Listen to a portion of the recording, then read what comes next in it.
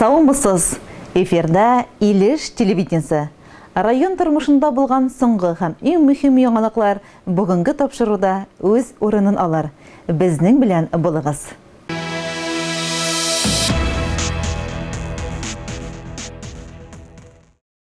Самый главный урок сегодня, что все зависит от вас. И ваше будущее тоже зависит от вас. Впервые в истории сегодня звонок на урок прозвучал в домах, где проживают школьники, а не в школьных коридорах. Дистанционное обучение по всей республике началось с нулевого урока, который провел сам глава республики. Он назвал нынешнее время временем героев. И по словам Ради Фаритовича, героями сегодня становятся не люди с автоматами в руках, а те, кто берут ответственность за своих близких и за свое будущее на себя. Здравствуйте, ребята! Здравствуйте. Здравствуйте. Сегодня начинаем наш первый урок с хорошим настроением. Примемся за работу. Да, ребята, все готовы? Молодцы. Домочадцы учителя начальных классов гимназии номер 1 Гульнур Ульфатовны Галлямовой ходят по дому буквально на цыпочках. Все ее 26 первоклашек собрались в виртуальный класс на свой первый онлайн-урок математики. Давайте сравним числа. Бадриддинов Айнар, сравнивай. 16 больше, чем 12. Умничка, милый мой. 2 больше, чем 1. Правильно. Откуда ты получил 2? 4 минус 2 равняется 2. Молодец, правильно. Умничка. Все идет по правилам классических занятий в школе. Сначала класс повторяет материал, пройденный перед каникулами, освежает память. А далее уже перед ребятами ставится цель познать и закрепить новую тему. В конце урока, как обычно, учитель озвучивает домашнее задание и, пожелав всем своим ребятам солнечного настроения, прощается до следующего урока в режиме онлайн. Сегодня был урок математики с моими первоклашками. У меня в этом году первый класс. Урок прошел хорошо. Все дети смогли войти в систему Zoom, в конференцию, отвечали. Детям нравится. До этого урока мы уже несколько раз и тренировались с детьми. В принципе, я довольна. По остальным урокам у нас еще остается, кроме онлайн-урока математики, еще остается 3 урока. Я буду давать задания уже в электронном дневнике. Они скачают, будут делать и отправят мне обратно свои задания, ответы. С 6 апреля по району к онлайн-обучению подключились 3524 учащихся. Все педагогические работники, а это 471 человек, работают дистанционно с использованием различных технологий. Для 71 ребенка без доступа к интернет-ресурсам организована доставка бумажных кейсов с заданиями.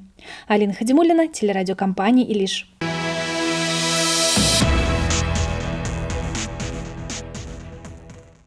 Районның кырларында уҗым культураларын һәм күп еллык үләннәрне өстәмә тукландыру тулы куәткә бара. Кояш чыгуы белән дымны ялмап алгандай тиз арада юкка чыгара. Инде сабан культураларын чәчү башланырга да күп калмады. Разил Мусин исемендәге җаваплылыгы шикләнгән җәмгыять язгы кыр эшләренә һәр елдагыча 100% әзерлек белән тотынган.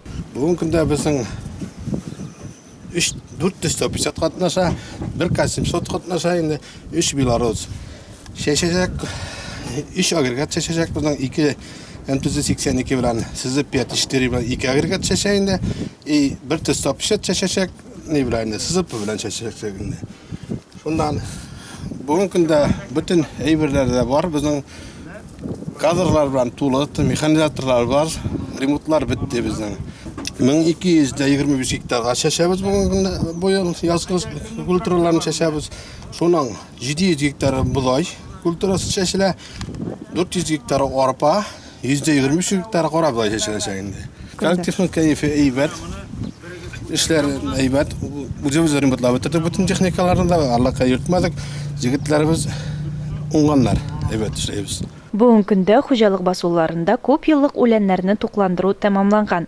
Бу эш барлыгы 150 гектарда башкарылып чыккан. Алдагы көндә дым каплатуга чыгырга әзерләнәләр. Мөһим агротехник чаралар арасында хуҗалык механизаторлары Халил Шарафутдинов, Рәвис Сафин, Рузил Габдраупов, Нәҗип Мустафин техниканың әзерлегенә кабат тикшерү үткәрә, һәр агрегатны көйләп чыга. Алина Хадимуллина, Илеш телерадиокомпаниясе.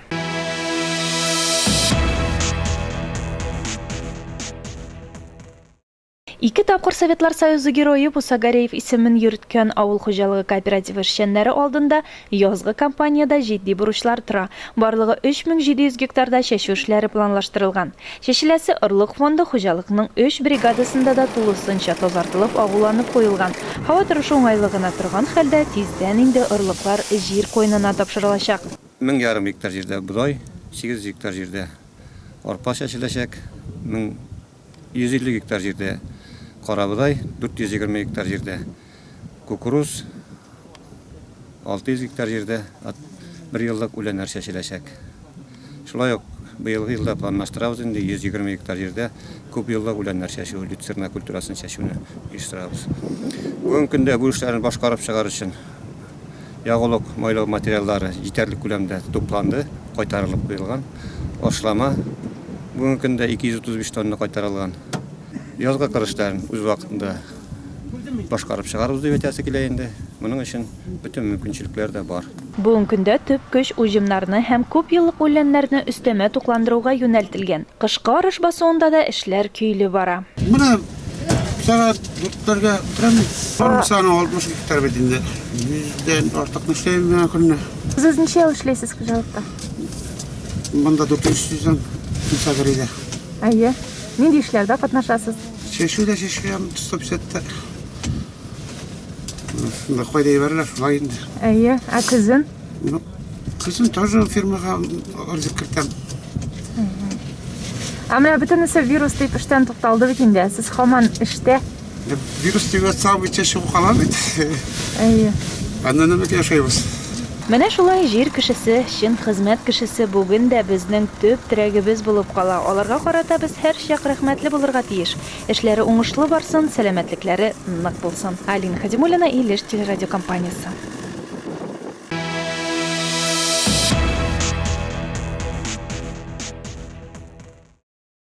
Süt продукциясы табыныбызда көндә кирәкле ризык. Районда бүгенге көндә 2 сөт эшкәртүче предприятие молоко һәм Илеш молоко җаваплылыгы шикләнгән җәмгыятьләр халыкны әлеге төр продукция белән тәэмин итә. Соңгы көннәрдәге үзенчәлекле шартларга карамастан, 2 коллективта эшен гадәти режимда алып бара.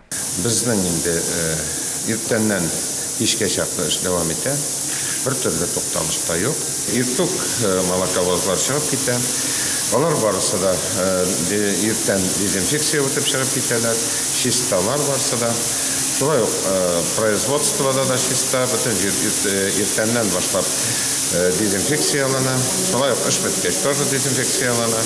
Молоко җәмгыяте директоры Ришат Галиев билгеләвенчә, биредә җитештерелгән продукция бүген үзләренең 4 кибетендә районның башка сәүдә нөктәләрендә, моннан тыш күрше районнарга, шәһәрләргә озатыла.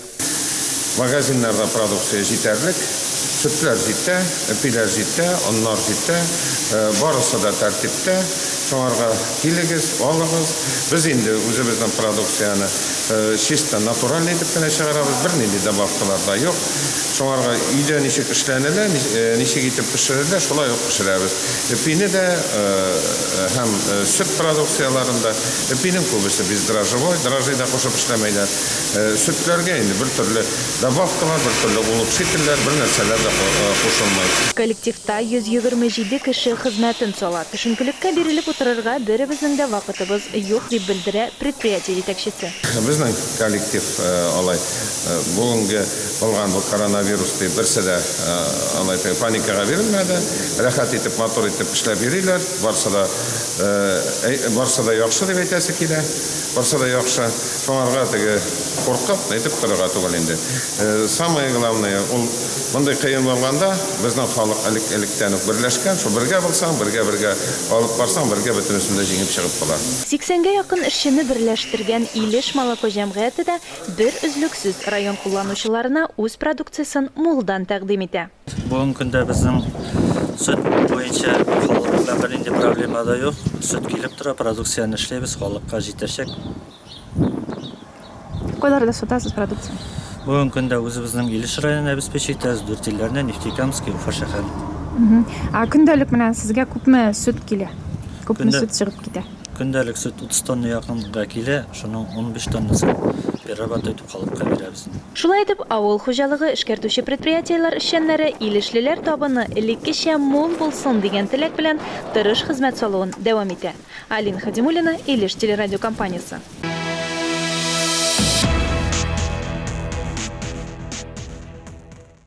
Как сегодня обстоит дело в районе с обеспечением населения мясной продукцией? С этим вопросом мы обратились к начальнику районной ветеринарной станции Азамату Рахманову. Ветеринарная служба продолжает оказывать услуги сельхозтоваропроизводителям, которые занимаются производством сельхозпродукции. Это мясо, молоко, мед и так далее. То есть в районе имеется 3 убойных пункта, которые работают, продолжают свою работу, как обычно. То есть ветеринарная санитарная экспертиза проводится в полном объеме, своевременно. Ветеринарно-сопроводительные документы выдаются без задержки. То есть скот забивается на убойных пунктах, и мясо поступает на рынки района, городов республики. Перебоев с мясной продукцией не должно быть. Именно сейчас начинается сезон разведения бройлеров, уток, гусей и так далее. К счастью, и в торговле домашней птицей не произошло особых изменений. Предприниматели и предприятия, которые занимаются реализацией домашней птицы живой, обязаны работать, как и прежде, при условии исполнения ветеринарного законодательства. То есть для реализации они должны иметь при себе на птицу ветеринарно-сопроводительные документы. Во-первых. Во-вторых, реализация птицы допускается только в специально отведенных местах. То есть у нас село Верхнее Аркеево – это рынок, новый рынок. Также предприниматели могут работать, реализовывать домашнюю птицу по заказам, по телефону. Предприниматели, которые не имеют ветеринарно-сопроводительных документов на эту птицу, не имеют права реализовывать, а тем более разъезжать с этой птицей по населенным пунктам, тем самым создавая угрозу заноса болезней, которым болеют не только птицы, но и человек. Что же касается режима работы, собственно, ветеринарных работников, конечно же, есть некоторые изменения. Хотя работа с частным сектором и сельхозпредприятиями на местах экстренными случаями ведется в обычном режиме. Плановые профилактические противоэпизоотические мероприятия временно приостановлены до 5 числа в населенных пунктах. То есть прививки, исследования диагностические, взятие крови до 5 числа приостановлены. Но при этом ветеринарные врачи, заведующие участками, продолжают оказывать услуги населению. То есть если животное заболело, население или сельхозпредприятие обращаются к врачам, и врачи оказывают услуги по помощи. Алина Хадимуллина, телерадиокомпания «Илиш».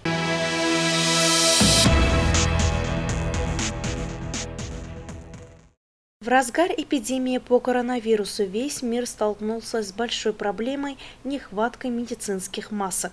Отсутствие одноразовых медицинских масок в аптечной сети привело к тому, что на помощь району пришли местные производители, которые начали массово шить многоразовые маски для защиты от коронавируса.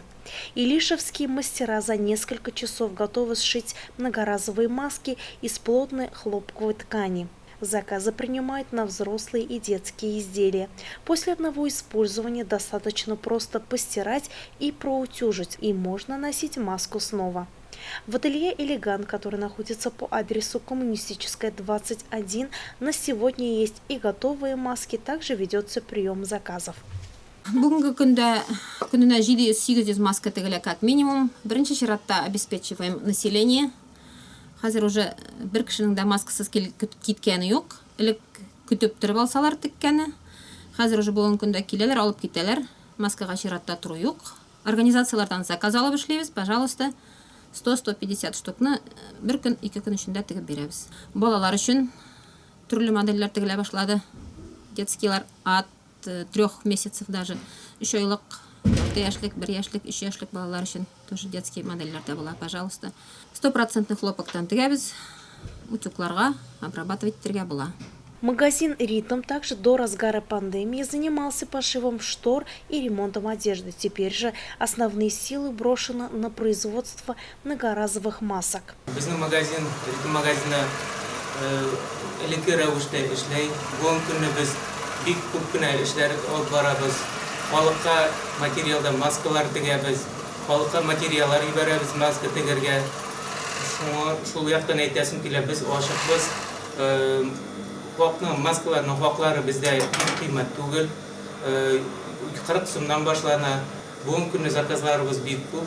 Шулай бүгенге көнне біз 200 шамасы маска тегәбез. Көндәлек 200 маска безнең үтә бара, шуңа күрә җиткереп барабыз. Бүгенге көндә складларыбызда порядка 10 меңлек маска тегәрлек материалыбыз бар. Шуңа күрә кайгырмагыз, барыбызга да җитәчәк. Можете килергә, алырга. Одними масками от вирусов и бактерий не спастись. Минздрав предупреждает, что специфические средства профилактики коронавируса не разработаны. Но в целях воспрепятствования передачи возбудителя инфекции рекомендуется мыть руки, обеззараживать воздух и обязательно проводить дезинфекцию. По данным Роспотребнадзора, коронавирусу имеет низкую устойчивость к дезинфицирующим средствам. Поэтому для профилактики и борьбы с инфекциями следует проводить профилактическую и очаговую дезинфекцию. В целях профилактики коронавирусных болезней, именно в целях защиты от нее, нашей организации, это ОМФЦ, были сделаны закупки на антисептические средства и дезинфицирующие средства. На сегодняшний день у нас имеется перекись водорода 3%. Цены варьируются от 20 рублей до 200, в зависимости от миллилитража.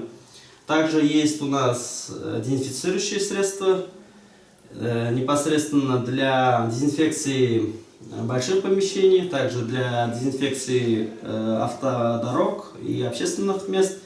Также имеются и универсальные средства для мытья, так же как и стен, также полов. Так, перекись водорода у нас уже, как я уже сказал, что будет выпускаться от 100 мг до 4 литров. У нас на сегодняшний день поставка обеспечена в полном объеме. По идее, должно хватить всем желающим. Пожалуйста, можете прийти в здание Росгосстраха и закупиться.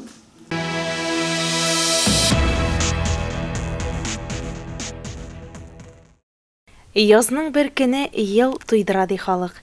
Әле уңышны кичә генә җыеп алган кебек, инде яңа чәчү кампаниясе ишек шакый. Урал җәмгыяте эшчәннәре зур әзерлек белән керде чәчү чорына. Ел үзенчәлекле яз иртә килү сәбәпле кыр эшләренә дә иртә төшкән алар.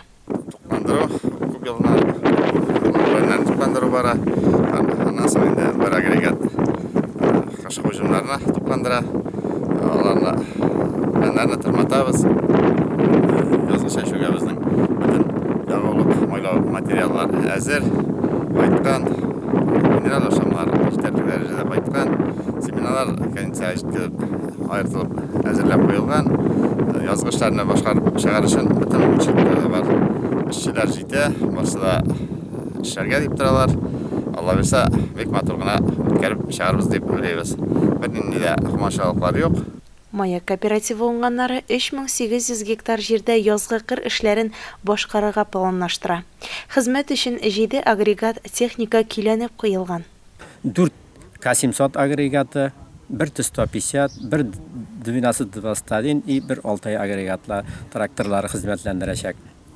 Аның өчен инде без бу силкаларны, силхоз машиналарны күздән әйбәттә бер ремонтлаган. Хәзерге моментта безнең бара инде шушы агрегатларны көйләү эшләре бара. Басуда техникалар ватылса, обслуживание өчен сварочный агрегатлар тоже безнең әзерләнеп куелган инде. Ремонтный бригада, 3 кешедән торган ремонтный бригада әзерләнгән. Алар безнең туктаусыз техника ватылса, барып тиз генә ремонтлап басуга кертеп ибәрү каралган. Инде менә шушындый планда эшләячәкбез Алла бирсә дип әйтәйек. Хуҗалыкта чәчү өчен җитәрлек күләмдә ягулык, майлау материаллары, орлык әзерләнгән. Әйткәндәй, хуҗалык шулай ук югары клейковинага ия бодайның элиталы Кинельская юбилейный сортын чәчә. 300 тоннага якын әлеге бертөкле культураны сатуга куйган. Иң мөһиме җитәкчелек хезмәткәрләрне кыр эшләре чорында ашатуны да алдан хәстәрләп, ашнакчылар белән ашханәсен комплектлап куйган. 5015 гектар чәчүлек җире булган Агыйдел җәмгыяте эшчәннәре дә чәчүгә әзерләнә. Әлегә инде 150 гектарда күп еллык үләннәрне тырмалау, 120 гектарда дым каплату, 92 гектарда көзге арышны тукландыру хезмәте башкарылган. 300 тонна ашлама тупланып, тагын 75 тоннасы кайтасы калган. Ләкин чәчүгә биредә бары тик 50-60% гына техника әзер. Нинди эшләр башкарыласы калган? Бу хакта безгә җәмгыятьнең баш инженеры Ратмир Нигъматуллин сөйләде. Бүгенге көндә Агыйдел хуҗалыгында чәчү кыргы эшләргә 50-60% техника әзерләнде. Сельхоз машиналар барысы да полностью төзек. Шулар арасында менә тракторлар гына 4-5 трактор ремонтласы бар. Шуларны әзерләсәк, Алла бирсә, шушы чәчү эшләрен башкарып чыгарбыз дип уйлыйбыз. Механизаторлар барысы да. Барысында эше бар, барысы да эшлиләр. Бүгенге көндә 18 механизатор эшлибез дә. Максим Горький исемендәге хуҗалык уңганнары да басу киңлекләрен гизә. Биредә тулы куәтендә эш кайный. Гомумән алар әзерлекне көздән үк башлап, техникаларын көйләп куйган булган. Шунлыктан бернинди киртәләрсез язгы кыр эшләренә керешеп, һава шартлары яхшы торганда өстәмә тукландыру эшенә керешкән.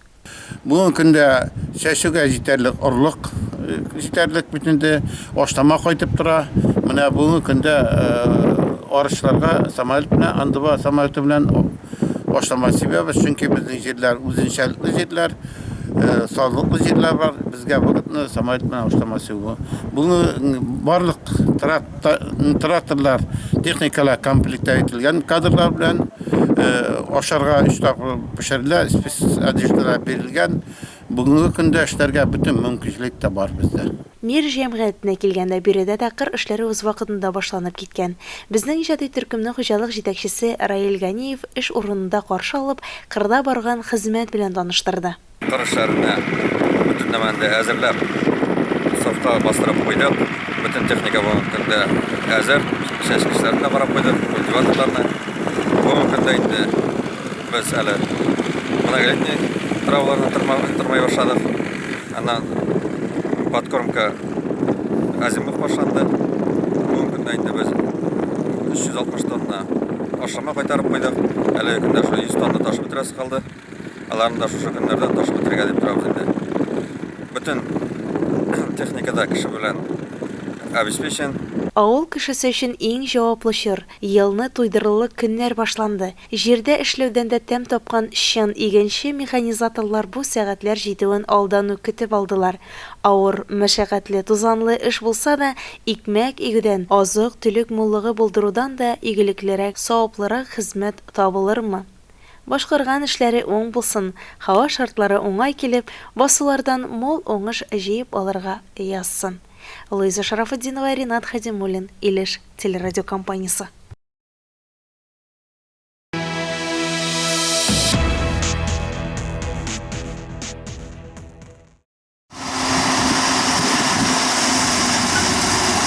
Илдә коронавирус белән бәйле вакыйгаларга карамастан, авыл хезмәткәрләре бер генә минутка да эштән туктап тормый.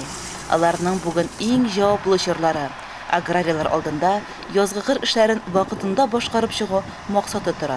Республикада беренчеләрдән булып язгы кыр эшләренә төшкән Илеш игенчеләре бүген туфрак өлгергән кырларда чәчүлекләрне тырмату, ашама белән өстәмә тукландыру, тунга сөрелгән җирләрдә дым каплату эшләрен алып бара. Бик күп басуларда трактор гөрелтесе тавышларын ишетергә була. Районда иң беренчеләрдән булып язгы басу эшләренә тотынган Куйбышев исемендәге хуҗалык уңганнары күп еллык үләннәрне тырматуны тәмамлап, дым каплатуга төште. Каплатуга кердек.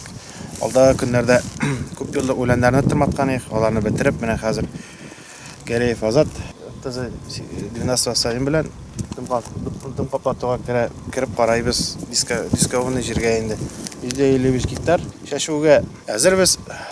Орлык семинарлар кондициягә җиткерелгән. Алдағы күннәрдә менә 2 көн суык диләр, шул суыклардан минуслар үтеп киткәч, семинарны агулау планында торабыз. Бүтән әйбер аңа бар. МТМда сейлкалар, агрегатлар барсы да әзер. Әзерлек сызыгына басканнар.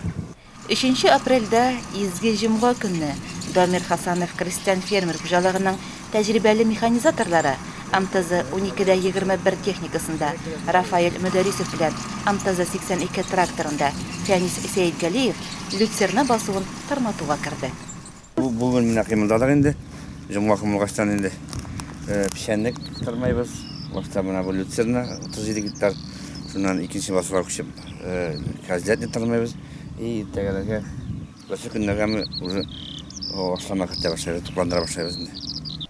Теләпән авылында урнашкан Альберт Рамазанов крестьян фермер хуҗалыгының 2 тармагында да кызу эш кайный.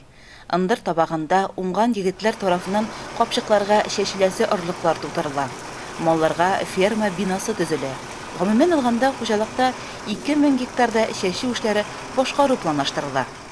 Без инде бүтән хәҗәсендә тырышкан көк үзебездә тырышып ятабыз дигәндәй, бу көндә ялгыш чәчүгә әзерлек бара бит инде. Семенаны агулайбыз, семенаны чистартабыз.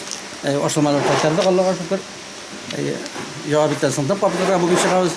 Җомга көнне дип уйлап торабыз инде. Барыбыз да эштә. Маллар карала. Игенче крестьян фермер хуҗалыгының басу батырлары бүгеннән язгы чәчүгә чыгарга әзер. Ягылык мөлөө материаллары җитәрлек тупланган, ашламалар кайтарыла. Ясматара үтте, барысы да әйбәт. Отлично үттек. Замечаниеләр булмады. Механизаторлар бар, барысы да не комплект. Бүгенге көнне бер тырмашып китте 150 нигә. Пишән җир тырмата, 100 гектар тырматкан ек. Бүген битер кайтырга тиешендә. Будай шәбе 774 гектар. Орпа 735 гектар шәбе, и кара будай 450 гектар. 22-нче партсъезд исемендәге кооператив игенчеләре дә күп еллык үләннәрне тырматуга төшкән. Әлеге мөһим эш югары яркәйдәге һөнәри училищены тәмамлап кайткан яшь механизаторга Азат Сафинга ышанып тапшырылган. Ул К700 техникасына тырматагып 52 гектарлы басуда люцерна үләнен тырмата. Малларыбыз тук булсын өчен бар тырышлыгын салып эшли. Гыйлемҗан Ганитинов крестьян фермер хуҗалыгы игенчеләре язгы кыр эшләрен дым капату белән башлап җибәрде. 240 гектардагы басуга 4 техника җәлеп ителгән. Бер үк вакытта хуҗалыкта орлыклар аугылана, ашламалар туплана. Дым каплатабыз менә уже басуларда күреп торасыз. Техникалар эшләй, коллектив, халыклар уже бөтенесе дә комплектованный. Механизаторлар һәр тракторда 2 механизатор куелган. Төнге сменада эшләп булачак. Машиналар әзер. Агрегатлар барысы да әзер. Чәчүгә без полностью готовы. Бу көндә семинарларны протравливать итеп барабыз. 150 тонна уже протравливать иттек. Күп төрле семинарлар, яңа төрле семинарлар хәтсез генә уже кайтардык. Әле менә бүген генә кайтып килә удобрение 400 тонна, 200 тонна аммиачный селитр, 200 тонна сульфат аммония.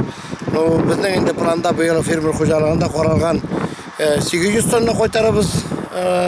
Минеральный удобрение дип уйлап торабыз инде. Шушылай итеп без кыргышлары менә бик яхшы гына итеп әле башлап җибәрдек инде. Илеш хуҗалыгы уңганнары һәр елдагыча язгы кыр эшләренә ныклы әзерлек белән килде. 1 апрель көнне язгы кыр эшләрен күп еллык үләннәрне тырмату белән башлап җибәреп, бүгенге көндә дым капатуга кереште. Ягылык мөлөө материаллары тупланган, ашамалар кайткан, 1600 центнер будай орлыгы агуланган һәм ул эш әле дә дәвам итә. Безнең хуҗалыкның 2711 башнысы булып, шуның бүгенге көндә структура буенча 300 гектарда кышкы будай, 850 гектарда язгы будай, 750 гектарда арпа, 150 гектарда кара будай, 50 гектарда кукуруз, 60 гектарда однолетка чәчәргә планлаштырабыз. Техникалар барсы да төзек. Бүгенге көндә безнең барлыгы әле басуда 6 единица техника эшләй. Дым каплаталар. Илеш МТС җәмгыяте игенчеләре 70 гектарлы күп еллык үләннәр басуының 1 гектарына 100 килограмм исәбеннән сульфат аммония ашамасы кертү белән мәшгуль. Бүгенге көндән башладык инде подкормканы, менә 70 гектарлы басуда эшләйбез. Бу биткәчтән башка асауксыз язгы эшләрне әзер, семинар бар, барсада бар. Командада эшләй Хәйретдинов Фәнур, загрузчикта Шафиков Фәрүзил и заправщик Маннанов Айрат. Тиздән Илеш игенчеләре чәчүгә төшәр. Бары тик һава шартлары уңай килсен. Башкарган эшләре уң булсын, илебез яман вирустан арансын. Келәтләребез, өстәлләребез мул уңыштан сыгылып торсын. Айгөл Муллаянова, Илеш телерадиокомпаниясе.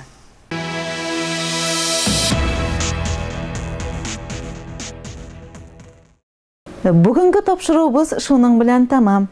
Киләсе чыгарылышларыбызны да карарсыз дип ышанабыз. Һәммәгезгә дә алдагы көннәрдә тик уңышлар һәм күтәренке кәеф юлдаш булсын. Сау булыгыз.